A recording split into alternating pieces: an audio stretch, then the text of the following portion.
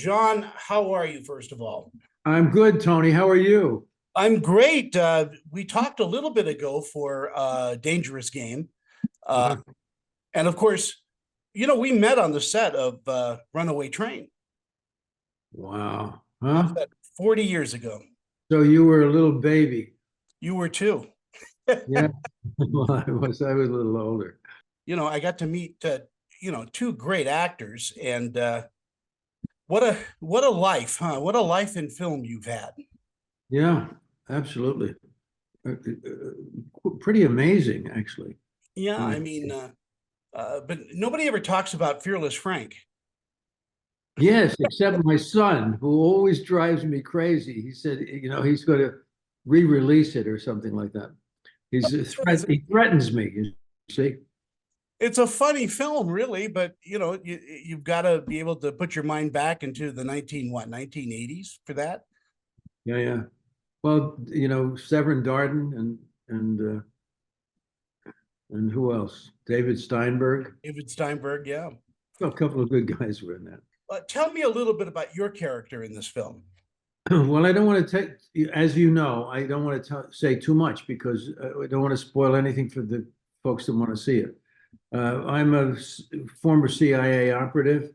I raised a young boy who went through terrible difficulties, and he became the painter. The painter has two meanings. One, he actually is a painter, but then he also is one of the great operatives, and that means his painting was done with violence, actually.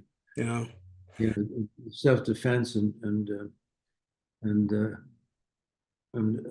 is whatever is needed, he provides, and he's a genius at it Mm. because of certain things that happened when he was a young fellow. So anyway, so that's what the painter means, that he's a painter of violence in a sense. And Charlie Weber is no slouch, is he? No, he's an athlete. I mean, obviously he's very gifted in that area. Anyone who's done a series as he has done Mm. has got to have a lot of gifts, and he does have those gifts, as an actor. But also he has this extraordinary physical ability. So he really brings that forth in this film. Yeah, and that's what you want in an action film. You've got to believe the lead character, has those abilities, and Charlie does such a great job in this. Yeah, for sure. Directed by a stuntman. Kamani Oh yeah. is a former stuntman, but he's not a former stuntman. He's a stunt coordinator, and so he knows that game really good. And this gives him an opportunity to show off a little bit, and he does. It's quite amazing. Yeah, but there's that choreography that you've got to learn as a stuntman, and it's a lot harder than what people think it is. Oh yeah. Oh, it's like a dance, but you have to be able to memorize all those pieces of movement. And if you make a mistake, it could be injurious. I mean, you could get hurt. So this was really well done.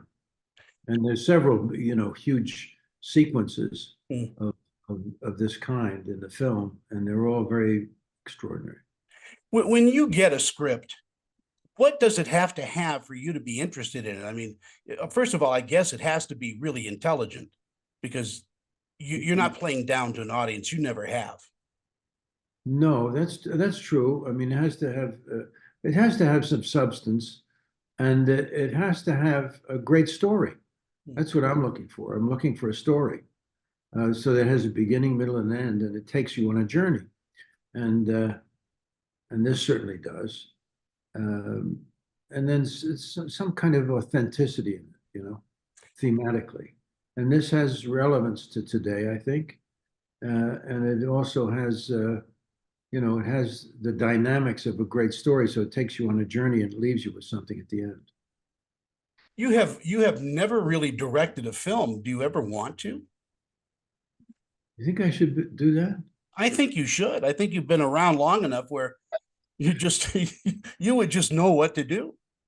Well, it's been very interesting to me that because I actually collaborate. I find my that aspect of my skill set is satisfied with collaboration. Like if we're on a set and I do this, and I've done this from the beginning. When somebody when we're doing something, I make suggestions. So, well, why don't we do it this way? Then we can do this and this and this, and I'd like to do this. And this. I'm collaborative, you know. I contribute, and uh, and I think that that's enough for me. Now, there have been times when I said this picture should be done, and uh, and I felt very strongly that somebody should take the reins and do it. And thought about, well, if no one else will do it, I'll do it myself. But I never turned that corner. I never did it. But there are certain pieces that I'd like to see done. Well, let's make 2024 the year you step behind the camera and call the shots. Yeah, and I'll say that. I'll say, and Tony told me to do this. Right. I'll make him some calls. I'm Italian. I'm blaming on you.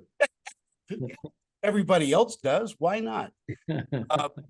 But you know your history. I mean, you play presidents. You've played real life people. That were actually living and breathing. Is it harder to play somebody that's actually living or has lived than it is to play a character that's made up, or is it all? Is it all? It's of course a different demand. Hmm. If I play Howard Cosell, I have to duplicate something. I have to bring some authenticity to the piece somehow, so that people recognize Howard Cosell. I have to be respectful of that. And when I did Howard Cosell, I felt I was the right character to do it, which was crazy because you look at me and you look at Howard, you say, well, what the heck is getting John Voight to do this for? Do you see? But I was successful because I had certain things physically that were right for it. One of them is my size. You know, I'm tall. You know, and I am a good mimic. So I was able to imitate him in some ways, even this physical movements and all of that stuff. So I really studied it scientifically. I went to work on. But there's another thing too. I liked Howard Cosell. I read his first book and I met Howard Cosell in life. And I understood who he was. And I knew that somebody could make a joke out of that performance. And I didn't want that to be. I wanted Howard to have his full stature. I really liked this man. And he was dealt a couple of very bad blows. I mean, he made that comment about a little monkey can whatever it is, and they turned it into a racial thing, and it was not a racial thing at all. He called his grandchildren little monkeys, and he was a very good guy. Anyway, so he had his problems. He was an alcoholic. He was this and that, but he had many wonderful traits, and he was a good portrait to play. So anyway, I did a pretty good job in protecting that and placing him in the story properly. That's what I think. Well, you did an excellent job in doing that, and that performance. You know, I can look at performances throughout the years that actors have done. Some are imitations of a person. Some you actually grab their soul. In your case, you grabbed Cosell's soul, and you gave us a performance. You gave us a man, and not like I said, as some actors would, a Rich Little type of imitation. Yeah, well, that's nice of you to say. I'm glad that you felt that because I felt it too. And by the way, Rich Little is a very talented guy. So, Oh, he is. I mean, but I'm just saying that there's a difference. but he's doing it for comic reasons anyway. Rich is a comedian, but, and a great one from Canada. I love Rich. Yeah, Rich is great. Talk to me a little bit about just your career, because you have had the blessings of working with just about everyone that you could possibly work with, and walking away with some great performances, very memorable things. I mean, Midnight Cowboy, Coming Home, Deliverance, just to name a few. They're just amazing films. Yeah, and then I continued on some of the other performances more recently, like my performance in Holes, although it wasn't the lead, was a pretty strong piece, and Varsity Blues and Ray Donovan, the series. Yeah, I've been really fortunate to have found some things that I could do even to today, coming right down to this moment. With Holes though, that could have been, that could have slid either way, and you took that performance and character and really brought the comedy out in it without making it something that people would years later go, oh God, it was a great performance. Yeah, I think that was one of my best pieces of work in some ways. I mean, it wasn't one of the good ones. Yeah. And you're teaming up again with Shia for a new film. Yeah, Megalopolis, Francis Coppola's film. Yeah, with Shia again, and I've done three things with Shia now. Because that being the third, I did Holes, then Transformers. I was in, Mhm. and now Megalopolis, and we had a lot to do with each other in Megalopolis too. So it's wonderful. Shia is a very special talent. Uh, he's one of the great talents, and He really is. I mean, he's very misunderstood, I think. Um, and well, he's gone through his little, his ups and downs because of uh, many influences in his life and stuff, and he's had to clean his act up a little bit. He's had a drinking problem for a while, and he's taken it very seriously. He's gone to AA till today. He's in that process, but also he's gone through a spiritual examination and revitalization of his life. And I love the man. I'm rooting for him in every way. He's got a beautiful child, good marriage, so he's stepping up. I think he's going to give us an awful lot. that's great to hear. Getting back to the painter, which is Yeah. why we're here. Talk to me. What were the difficult scenes in the film for you? Do you have anything that sticks out as saying, "Wow, I really had to, have a real scene partner for this with Charlie"? Well, the Charlie and Madison Hmm. Bailey uh, were that was the key to the film, that relationship with Madison Bailey and Charlie. I was very impressed with both of them, and all of the gals, Marie and all of the other gals in the piece. But I think mainly I didn't think I had any difficulty. I really enjoyed working with each of these partners in the scenes that I was doing, and it was fun. And it was fun to hear all about Madison and then meet her and find that she was just as advertised. She's a brilliant young actress and a wonderful person. I really, really enjoyed working with her and with Marie too, and with Charlie. So I didn't have any moments that stood out as being difficult.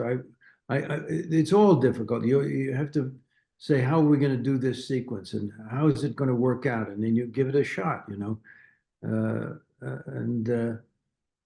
you come up with an idea that maybe something you've been thinking about, and say, why don't I do this, and then you do that, whatever it is, and and then sometimes you just walk into a scene and you have a big scene and you just walk in and you do it and it's like butter, and you say, oh, that was easy.